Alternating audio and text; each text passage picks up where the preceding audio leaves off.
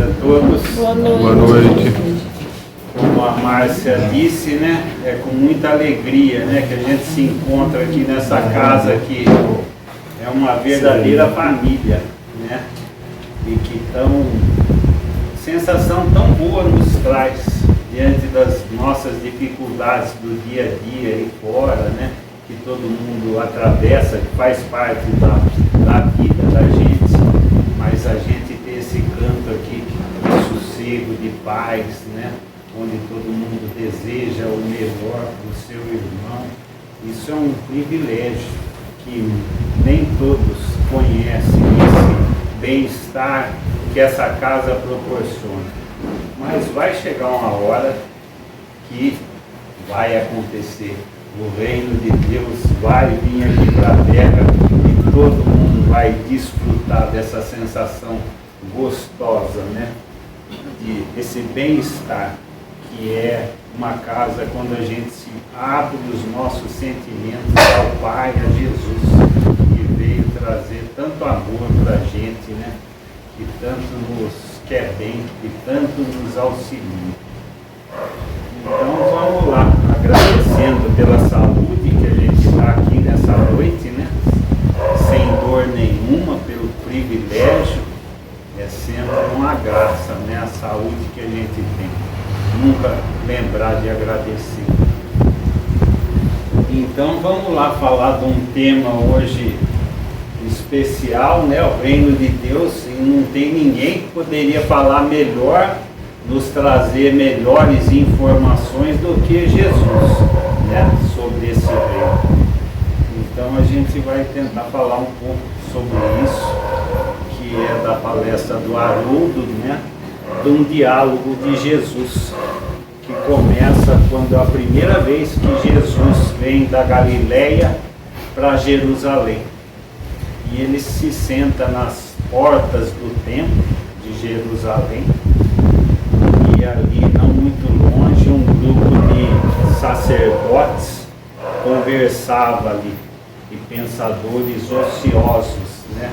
E um deles, impressionado com a figura de Jesus, o seu magnetismo, né, se aproxima de Jesus e pergunta para ele: Galileu, que fazes na cidade?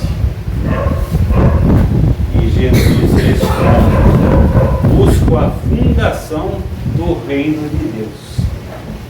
Nossa, Galileu ficou, o sacerdote ficou, e o sacerdote pergunta: o que pensas sobre isso? E Jesus responde: o reino de Deus é a obra divina no coração dos homens. E o sacerdote pergunta: mas obra divina nas tuas mãos? Com quem contas? Quem são os seus amigos? Por um acaso conta com a presença de algum príncipe, né? Ilustre para tão difícil empreitada? E Jesus responde: meus amigos virão de todos os lados. E o sacerdote dá uma risada, uma gargalhada irônica e fala: com certeza, os tolos e os ignorantes estão em todos os lados. Com certeza será esse o teu material de apoio. E Jesus, e ele continua, né? Mas Galileu, por um acaso podes uma estátua perfeita ser modelada com fragmentos de lama? E Jesus, entendendo a agudez da ironia dele, né, responde para o sacerdote: sacerdote, não há mármore mais puro, mais formoso do que o do sentimento. E não há cinzel mais poderoso, a ferramenta para modelar essa imagem, do que a vontade. sacerdote, admirado com essa resposta de Jesus, né, pergunta: conheces Roma? Conheces Atenas? Jesus responde: eu conheço o amor e a verdade. E ele continua: conhece os códigos dos templos, as regras dos templos de Jerusalém, os códigos imperiais? E Jesus responde: eu conheço a vontade do Pai a meu respeito. E o sacerdote sai. E ali começa a primeira divulgação do seu evangelho. E ele volta para Galileia e começa a busca dos seus apóstolos. A busca dos seus apóstolos e a construção do reino de Deus no coração dos seus apóstolos, com amor e instruções. Eles meio todos pescadores, né? Falta de conhecimento, mas aos poucos Jesus vai modelando o coração dos seus apóstolos. E ele começa a primeira divulgação mais nas bodas de Caná, que ele transforma a água em vinho, que é numa festa, né? Uma festa de alegria, de casamento, onde o amigo dele, muito importante, estava com uma sensação de dificuldade por ter acabado o vinho. Então Jesus vai e socorre o amigo dele. Mas é o emblema de uma festa, a maior festa, a maior alegria que a terra, a melhor notícia que a terra já recebeu até hoje, é a vinda de Jesus e o seu evangelho. Então é uma coisa que a vinda de Jesus é a alegria em nossas vidas, por nos trazer tanto bem-estar. E Pedro pergunta para Jesus: mas mestre, por um acaso não estarias incentivando a bebedice? Jesus responde: por um acaso não conhece a alegria de servir um amigo? E ele fala: os afetos da alma são laços misteriosos que nos levam a Deus. Então, é esses laços que a gente precisa fortalecer dentro da gente, através do bem-estar, da amizade, da construção desse reino em nossos corações. E aqui a gente já desfruta desse bem-estar, esses laços do afeto que nos levam a Deus. Então, por isso que é uma alegria estar aqui, né? Poder desfrutar dessa casa que nos proporciona o Evangelho de Jesus. Então, é muito gratificante a gente estar já nessa condição.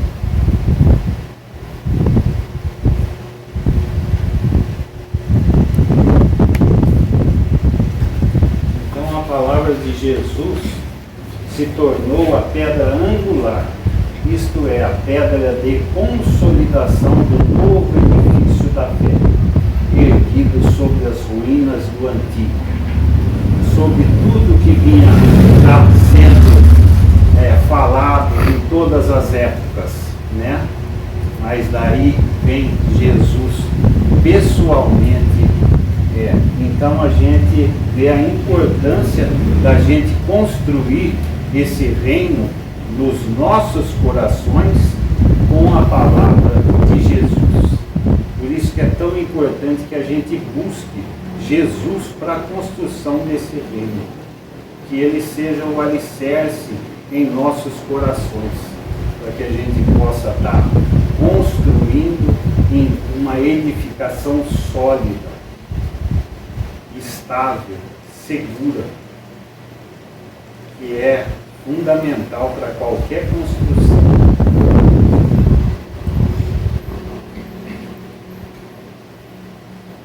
Então daí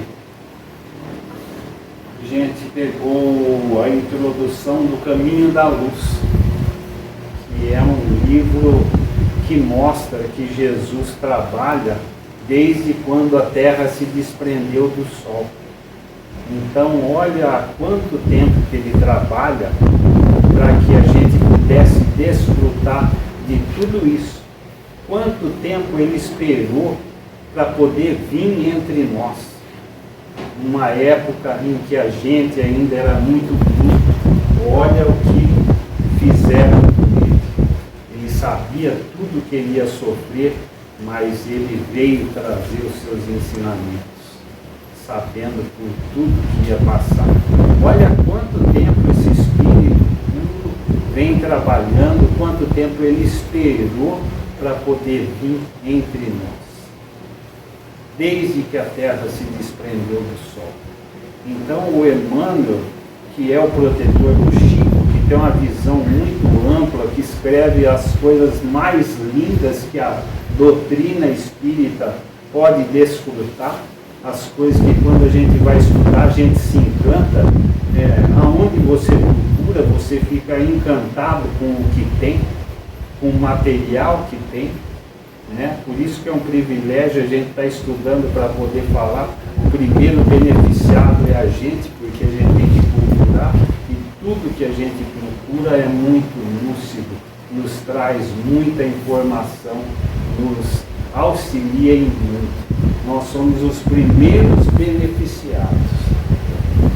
Então, na introdução do A Caminho da Luz, que esse livro é ótimo, quem puder ler, que mostra a Terra desde quando ela se desprende do Sol e toda a sua evolução coordenada por Jesus, para que a gente tenha ideia de tudo que a gente desfruta hoje, o ar que a gente respira, a água que a gente bebe, tudo, a luz do sol, tudo foi muito bem trabalhado e preparado para a nossa evolução. Passam as raças e as gerações, as línguas e os povos, os países e as fronteiras, as ciências e as religiões. Um sopro divino faz movimentar todas as coisas nesse torvelinho maravilhoso. Estabelece-se então a ordem, equilibrando todos os fenômenos e movimentos do edifício planetário, vitalizando os laços eternos que reúnem a sua grande família. Então veja, nessa visão ampla que Jesus está trabalhando para que toda essa evolução fosse coordenada por ele. Ele está coordenando e visualizando, supervisionando tudo, para que sempre o melhor aconteça. Vê-se então o fio inquebrantável que sustenta os séculos das experiências terrestres, reunindo-as harmoniosamente umas às outras, a fim de que constituam o tesouro imortal da alma humana, em sua gloriosa ascensão para o infinito. Então, constituam o tesouro imortal, que é o seu Evangelho que ele pôde nos trazer há 2000 anos. Então é importante que a gente esteja se abrindo, a gente se apercebendo da finalidade da gente estar aqui encarnado e aproveitando a nossa encarnação da melhor maneira possível. As raças são substituídas pelas almas e as gerações constituem fases do seu aprendizado e aproveitamento. As línguas são formas de expressão, caminhando para a expressão única da fraternidade e do amor. Então a gente vai caminhar para essa expressão única. Então, quanto mais consciente a gente tiver disso e trabalhando para isso, tentando colaborar de alguma maneira, que eu acho que é a nossa responsabilidade de quem já tomou uma consciência, porque o Espiritismo nos dá essa consciência mais ampla do tempo e do espaço, qual a finalidade da encarnação que a gente implorou para que a gente pudesse estar encarnado aqui, assumimos compromissos, mas muitas vezes nós nos distraímos com a matéria e perdemos de vista as reais finalidades da encarnação, com as atrações e as distrações da matéria. Então, a gente já atingiu essa maturidade. É imprescindível que a gente, depois de desfrutar de tudo que a gente desfruta para a nossa evolução, que são milênios aí, encarnações e encarnações, a gente já comece a amadurecer e tentar contribuir de alguma maneira, né, do crescimento geral daqueles que ainda não têm tanta consciência assim.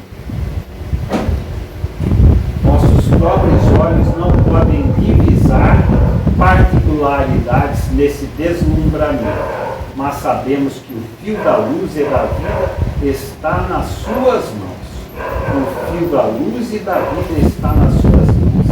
É Ele quem sustenta todos os elementos ativos e passivos da existência planetária. No seu coração augusto e misericordioso está o verbo do princípio. Tudo no princípio estava com ele. Um sopro de sua vontade pode renovar todas as coisas. É um gesto seu pode transformar a fisionomia de todos os horizontes terrestres, para que a gente tenha mais confiança. A gente fica com medo disso, medo daquilo, mas quem que está supervisionando? Aqui Emmanuel mostra a capacidade de Jesus e que a gente precisa se abrir e fortalecer a nossa fé, a nossa confiança, né, vendo a capacidade, a abrangência dele, como ele pode modificar os horizontes de uma hora para outra. Ele tem todos os conhecimentos, apesar da humildade que ele veio entre a gente. Isso é que é a humildade, deixar passar por o que ele passou, tendo toda essa capacidade. Olha o tanto que esse espírito diminuiu para conviver entre a gente, está ali ombro a ombro.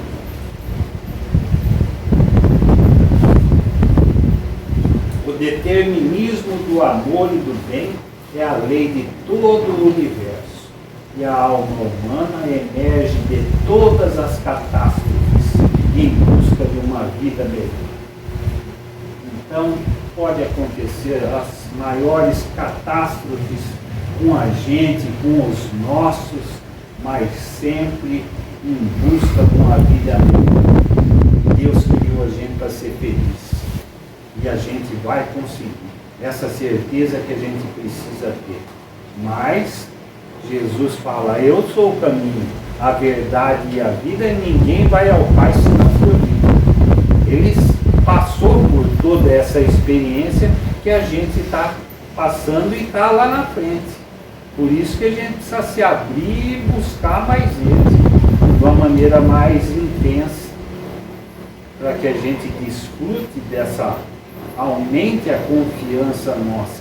Porque a nossa fé ainda é muito pequena. As coisas do nosso dia a dia balançam, nos abalam. O nosso equilíbrio é precário. A gente precisa estar se fortalecendo. E a gente não sabe ainda as dificuldades que teremos que enfrentar.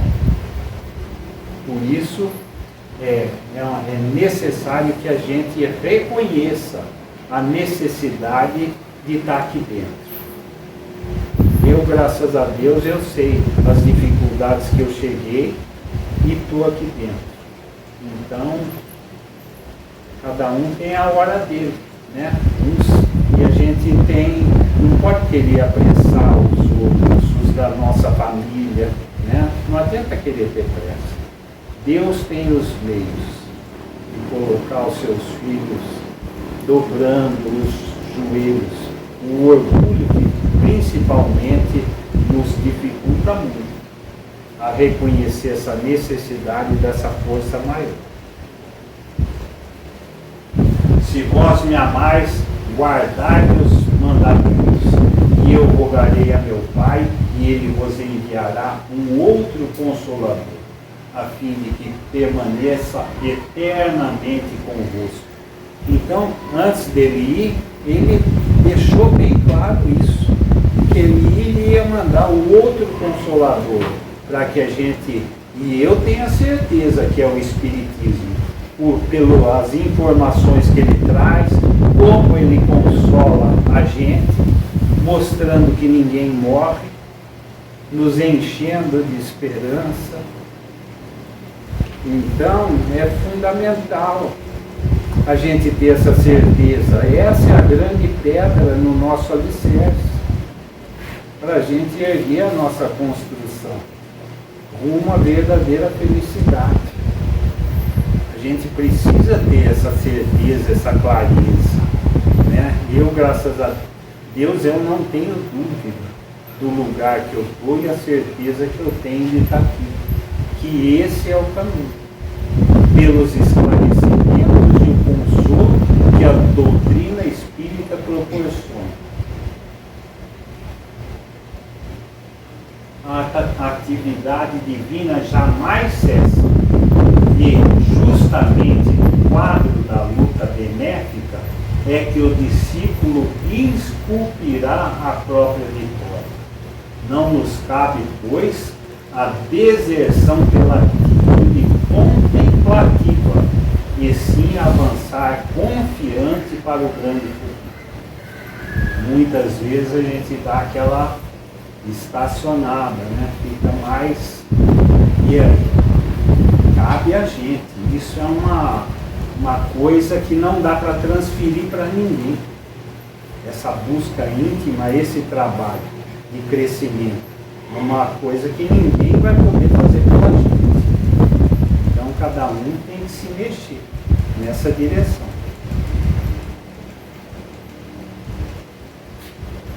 E aí? Dá um apagão assim, o que aconteceu? Chegou a hora do nosso desencarne, né? Por isso que eu dei um quadrinho escuro, ainda bem que tem uma luzinha aqui do passe, ó. Acabou a nossa energia vital, ou doença, ou a idade, ou acidente, né? Vai chegar a hora. E aí? A gente vai estar, como que a gente vai estar? Em que situação?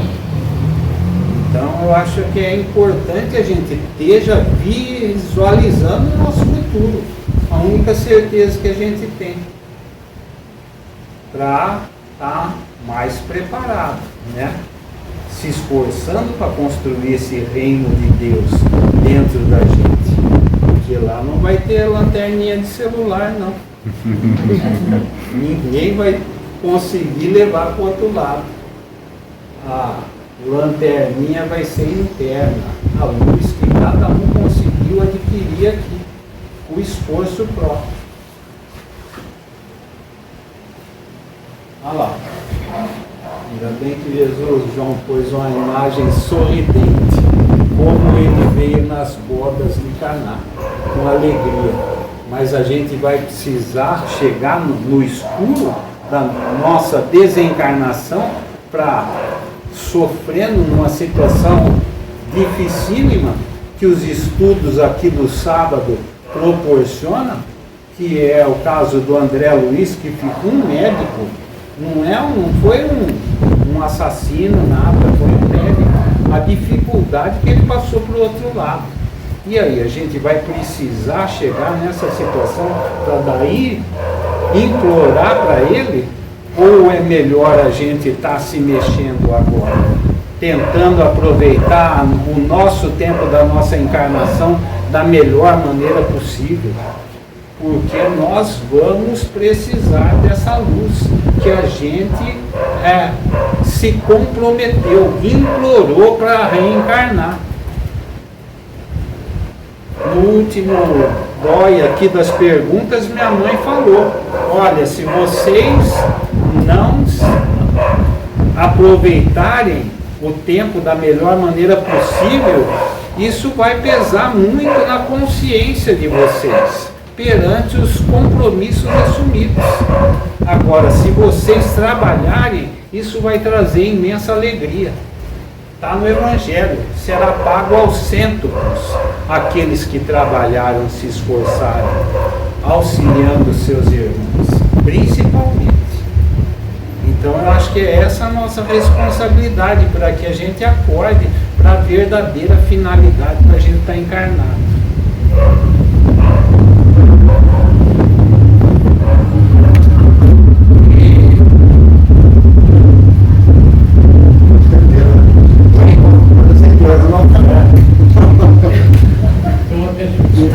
E daí tem a obra do Frederico Figner, que ele foi um diretor da Federação Espírita, ajudou a construir, ele que lançou o disco de vinil no Brasil, um empresário, fez a gráfica, que ninguém queria imprimir os livros espírita. Ele chega do outro lado, mas a luzinha dele estava, ó, e a dos companheiros lá, tudo. Mas o que está acontecendo? Mas eu fiz isso, fiz aquilo outro, né? E o doutor Bezerra fala para ele: mas o que você construiu dentro? Porque quem tem muita facilidade assim para as coisas materiais, né? Irmão Jacó, judeu. Então, e aí? Daí ele pede para escrever a obra. Voltei. Ainda um amigo meu mandou no PDF hoje para mim. Eu pensando nisso, me mandou o livro, voltei. Preciso ler, não li, não conheço, mas vou ler. E daí preciso escrever, chega lá na fila, lá, ô, calma aí. Ah, esse André Luiz aí já tá psicografando aí com o Chico e eu tô aqui, tô louco para escrever. Calma, você precisa se afinizar com o médium, né? Leiam também essa obra, busquem, né? Ele descrevendo como que foi a volta dele e as dificuldades que ele passou do outro lado, que é o nosso futuro. Então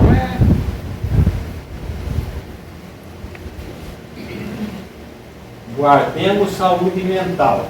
Pensai nas coisas que são de si e não nas que são da terra. Pão nosso, esse livrinho eu adoro ele. O que ele fala?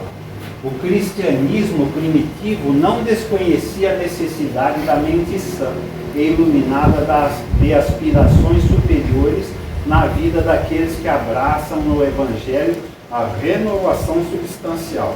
O trabalho de notáveis pensadores de hoje encontra raízes mais longe.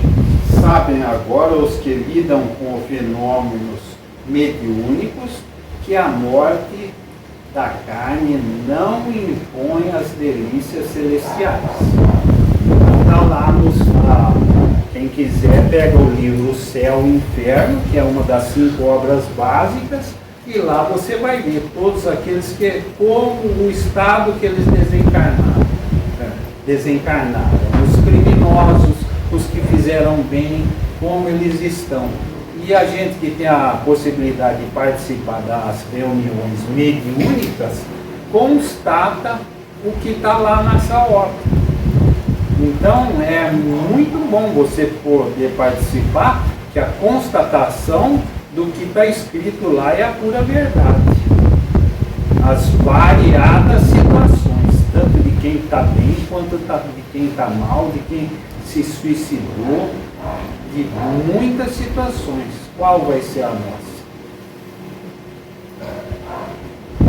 O homem encontra consigo mesmo, além do túmulo, com as virtudes e defeitos, ideais e vícios a que se consagrava no corpo.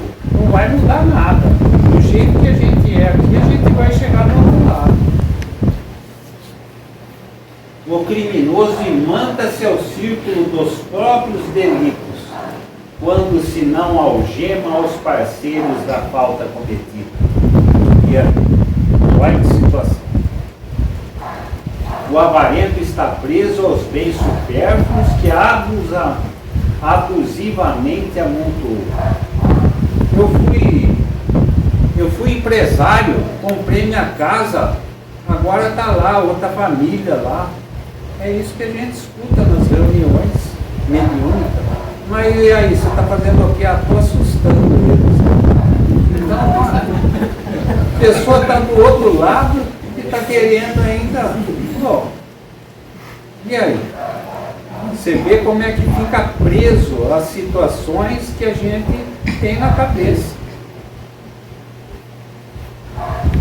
O vaidoso permanece ligado aos títulos transitórios.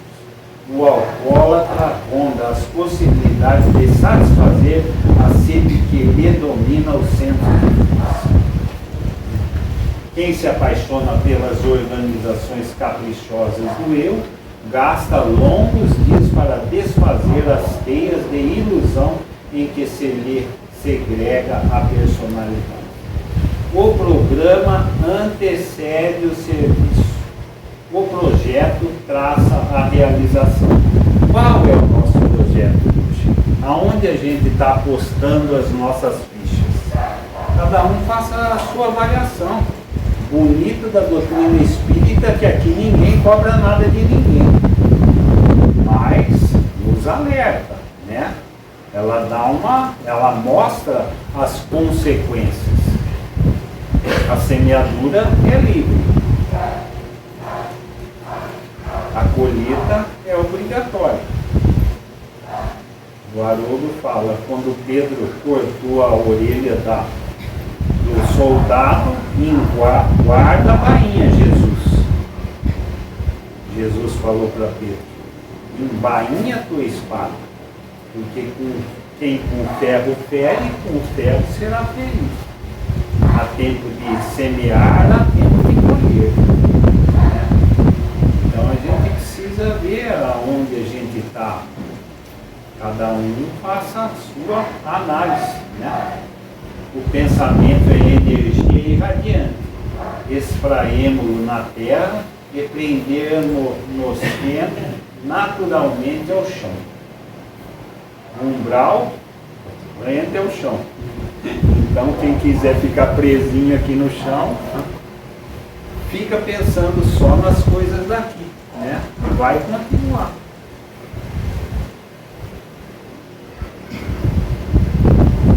Elevemos-lo para o alto e conquistaremos a espiritualidade sublime. Nosso espírito residirá onde projetarmos nossos pensamentos, alicerces vivos do reino de do mal.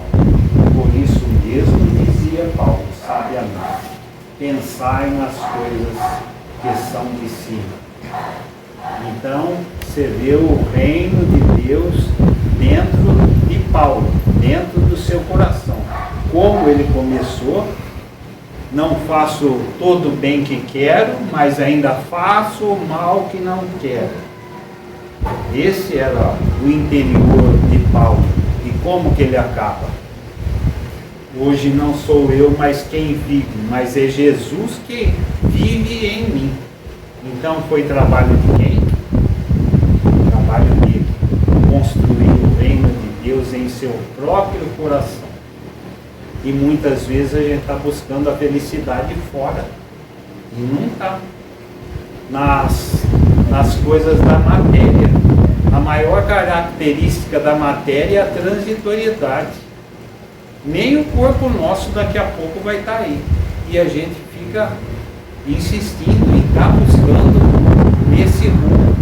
E a gente não vai, isso não vai, é necessário a gente levar a vida equilibrada, tudo, faz parte, é lei de Deus, todo mundo precisa trabalhar, pagar as contas. Mas não é esse o foco principal. A gente tem que acordar para o foco principal da nossa encarnação, para a gente conseguir trazer resultados positivos, que a gente vai sentir de uma maneira clara no nosso desencarne, ou facilidades ou maiores dificuldades. E o tempo é rápido, hein? Passa muito rápido. Eu já estou com o tanque lá, ó, de quarto para acabar. Mas um pouco entra na reserva. É assim. A gasolina, energia vital, tem um tempo, né? A gente tem um tempo dele. Para que a gente aproveite. Vamos tomar consciência para aproveitar da melhor maneira possível. Então, onde está escrita a lei de Deus? Na consciência. Na consciência de cada um. Como que a gente faz para ampliar essa consciência? Né? Ter uma noção mais ampla. Espíritas, amai-vos, eis o primeiro ensinamento. Instruí-vos, eis o segundo. Todas as verdades se encontram no cristianismo. São de origem humana os erros que nele se enraizaram. Então a gente precisa saber discernir bem o que é certo e o que é errado, para não dar desvio no alicerce, né? Um pequeno desvio no alicerce hoje, o edifício pode balangar amanhã com as tempestades e os ventos da vida, né? Então a gente precisa ter um alicerce, que é o que Kardec pede para que a gente tenha uma fé raciocinada. Analise bem aquilo que eu estou falando para você. Veja se tem fundamento, né? E Jesus pede para que a gente se ame e se instrua. É o fundamental para esse reino ser real e sólido dentro da gente. Não podendo amar a Deus sem praticar a caridade para com o próximo, todos os deveres do homem se encontram resumidos nessa máxima, que é a máxima do Espiritismo. Fora da caridade não há salvação. Por que não há salvação? Porque eu só posso ser feliz quando eu busco a felicidade do meu próximo, fazer alguma coisa de útil para o bem coletivo. Porque sempre tem pessoas com dores muito maiores que as nossas, e todo mundo tem condição de fazer alguma coisa. E não precisa sair aí, da onde está, você pode estar vibrando por essa pessoa, pode estar pedindo, porque quando a gente se abre para as coisas de Deus, querendo auxiliar, a espiritualidade superior chega ao seu lado. Porque é essa a finalidade que Jesus trabalha há tanto tempo, para que o reino de Deus se instale de uma maneira definitiva no nosso planeta. Então a gente precisa sair do nosso egoísmo, do nosso orgulho e se movimentar nessa direção. Por isso que eu lembro do Espiritismo. Fora da caridade não tem salvação. Toda a moral de Jesus se resume na caridade e na humildade. Isto é, nas duas virtudes contrárias ao egoísmo e ao orgulho, que ainda são muito fortes dentro da gente. Mas Jesus não quer muito da gente, o pouco, mas o pouco que a gente tem, a gente precisa exercitar. Todo mundo vai na academia para ficar sarado aí e aparece o resultado. Então vamos se movimentar nessa direção, porque o verdadeiro exercício é o desenvolvimento das virtudes. Esse é o verdadeiro exercício da gente estar aqui encarnado. Esse vai trazer resultado que a gente pode levar para o outro lado. Enquanto a do corpo, é necessário a gente manter o nosso corpo bem equilibrado, mas daqui a pouco ele fica por aí. E é o orgulho, contrárias ao egoísmo e ao orgulho.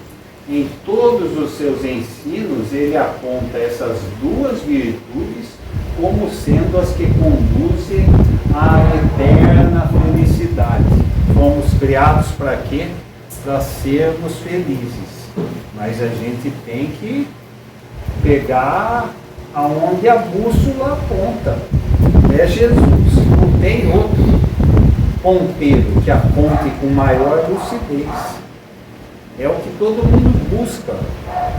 Muitos buscam equivocadamente. E a gente tem a obrigação de mostrar para onde é o caminho. Eu me sinto privilegiado por tudo que eu recebi aqui. Então eu me sinto na obrigação de tentar retribuir. Por isso que eu estou aqui na frente.